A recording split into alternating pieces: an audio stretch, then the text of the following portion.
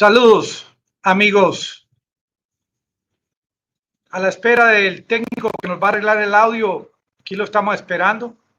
Finalmente, muy agradecido de verdad por tanta ayuda al canal con la llegada de nuevos suscriptores y muy atento a sus comentarios en la noche de hoy. Hoy vimos a Ned Price visitando a funcionarios del gobierno de Rusia, de la Federación. Y uno se pregunta, porque obviamente uno no está participando en el tema gubernamental de estos países, ¿será que esto apenas está ocurriendo en el día de hoy? ¿O cómo es el manejo diplomático, militar, internacional entre potencias nucleares como Rusia y los Estados Unidos? Ahora que históricamente no son los únicos países armados hasta los dientes nuclearmente, sino que hay otros países. Entre ellos, algunos países miembros de la OTAN están participando en esta contienda. Y uno dice, este hombre de los Estados Unidos, Ned Price, a quien ven en pantalla, ¿qué poder tiene y por qué está a estas alturas tratando de comunicarse con los rusos? ¿Será que Estados Unidos ya tiene temor de que esto pueda escalar? ¿O será que esto es parte de un protocolo que no viene desde hoy, sino que viene desde antes, inclusive que no tiene nada que ver con el tema del ingreso de Rusia a Ucrania? Hombre, este joven o este hombre, Ned Price, está detrás de un proyecto o de un tratado que se llama START, un tratado iniciado desde el año 1991 en la época de George W. Bush y Mikhail Gorbachev, quien ve en pantalla, iniciaron este tratado para iniciar la reducción de armas estratégicas con capacidad nuclear de hasta 100 kilotones. Ustedes se acuerdan que Little Boy allá en Hiroshima tenía una capacidad de 16 kilotones. Estamos hablando de armas de mayor potencia. Como quien dice, desde esa época ya vieron ambas naciones la necesidad de poder visitar las instalaciones de ambos países con misiones especializadas para investigar la existencia, cuántas de estas armas habían guardadas en los arsenales de cada país. En el año 2010 se continuó con este tratado y fue nuevamente firmado por el presidente Obama y por Dmitry Medvedev de Rusia. En esa época él era presidente de Rusia, porque ambos países sabían la importancia de este tratado. Hoy en día, este señor Ned Price visita a Rusia porque desde el año 2020, época de pandemia, que ustedes se acuerdan, no se hizo nada al respecto. Se suspendió estas visitas a las instalaciones nucleares.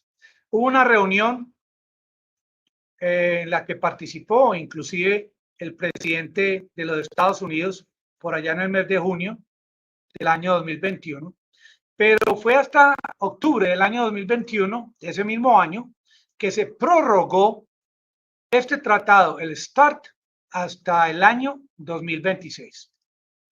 ¿Qué es lo que quieren?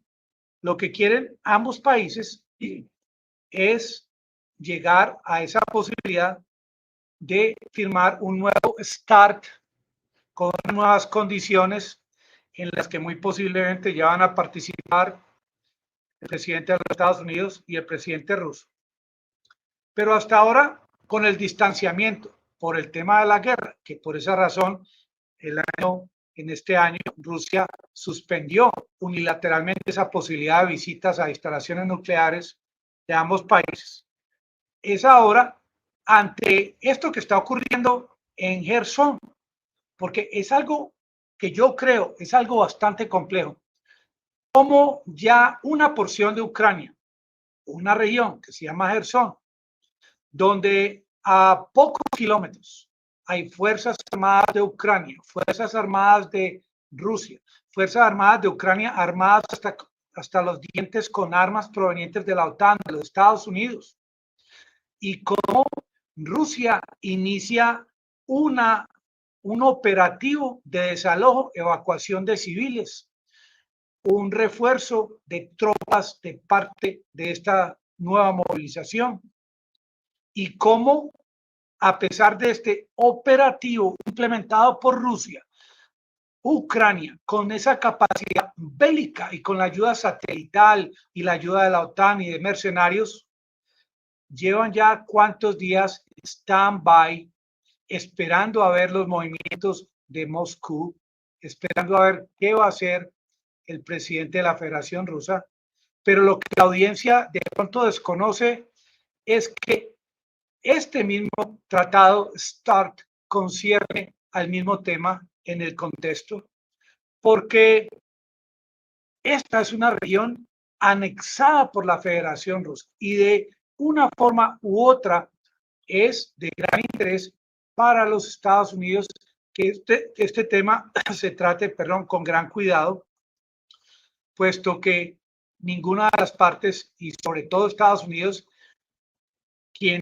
Estados Unidos no ha enviado soldados o tropas a territorio ucraniano por temor a un escalamiento, ni ha enviado aviones, ni munición para estos HIMARS de largo alcance. Es por eso, y ante este estado que posiblemente se van a reunir en Egipto a fin de este año, es por eso la lentitud en el proceder de parte de Ucrania.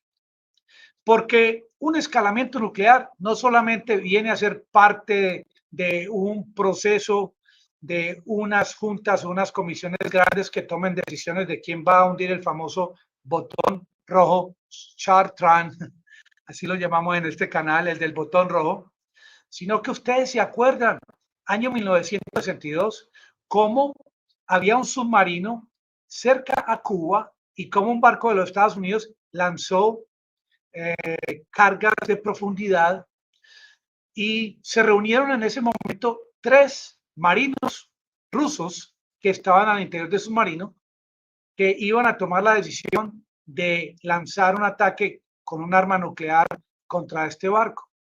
Eran 3 oficiales de la Marina de Rusia y solo uno estuvo en contra de enviar este lanzamiento nuclear. Aquí lo ven en pantalla, de apellido Arkhipov. ¿Qué tal si este hombre no hubiese tomado esta decisión ese mismo día y hora si hubiese iniciado un escalamiento nuclear?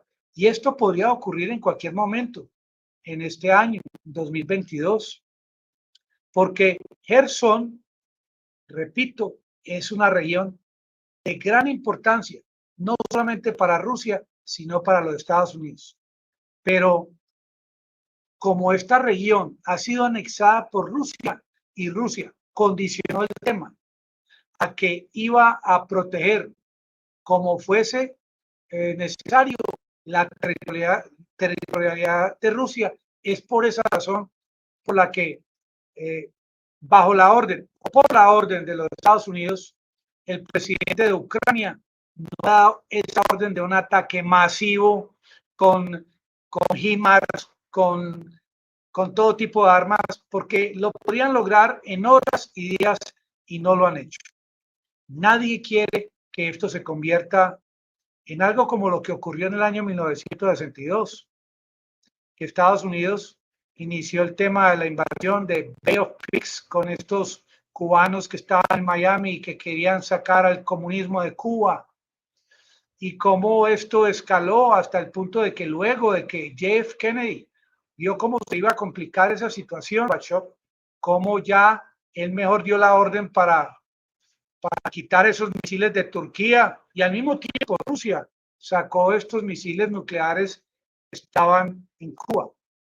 Esto es un asunto bastante complejo, pero lo más complejo que veo en la actualidad en este conflicto en Ucrania es precisamente lo que podría ocurrir en Gerson.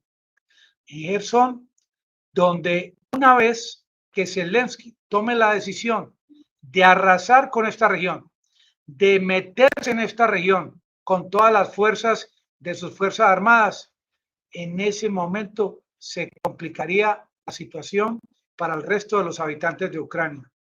Eso lo sabe Zelensky, eso lo sabe Price, eso lo sabe el presidente de los Estados Unidos, eso lo sabe la OTAN. Y estamos, la gente que estamos aparte de esta guerra y que la vemos desde la distancia, estamos prácticamente pidiendo mentalmente de que esto no ocurra, de que antes de que Zelensky dé la orden de incursionar en Gerson, como lo trató de hacer ayer en Donetsk y en Luhansk, cosa que por el momento Rusia ha aceptado, al menos puesto que es una confrontación entre tropas y no ha habido lanzamientos contundentes que podrían crear destrozos máximos a estas regiones.